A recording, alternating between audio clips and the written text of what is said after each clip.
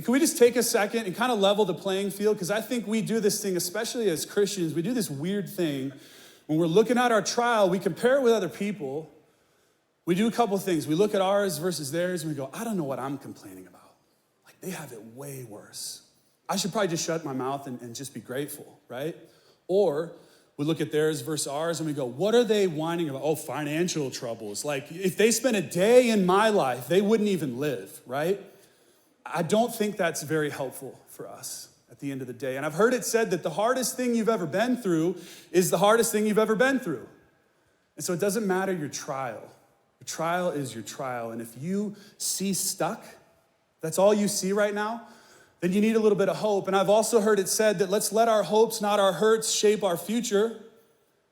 And I think we also, as Jesus people, believe in a God that actually commands us to cast our cares on him because he cares for us. And so your trial is your trial. And look, if you need hope for any reason, the good news is that we believe in a God that gives generously to all without finding faults. And so you are in a good place. But can I also remind you, church, that this hope of the Christian faith, this hope that Paul is talking about in this verse in Romans, it's not like a wish or a dream or it'd be cool if. No. The hope of the Christian faith is an expectation grounded in what Jesus did and promised. And so as believers, foundationally, we always look back and remember to clearly see the way forward.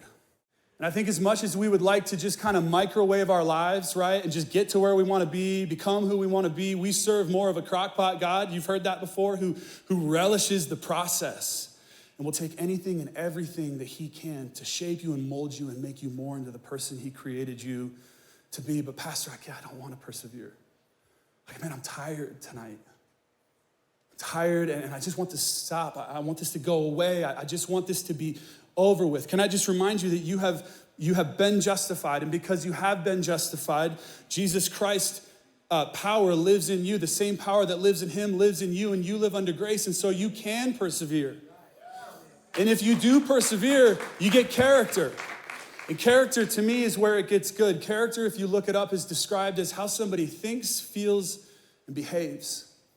And I like that because I know you've heard it said that as a person thinks, so their life goes. Your life will move in the direction of your strongest thoughts, those things that you spend all that time dwelling on and ruminating on. They have a magnetic pull. Just kind of pull you toward them. I'm never going to be a good dad. I didn't have a good dad, and so I don't even know what it looks like. I'm never going to be good with money. I'm never going to be good with relationships. I'm never going to be a good Christian. Church, how you think matters. And how you think matters because it changes how you see, and how you see changes how you live. And so my solution was just a different perspective, and God's solution was a clear perspective. See, I wanted to see a different situation, and God wanted me to see my situation differently. I just wanted change, and God wanted me to grow.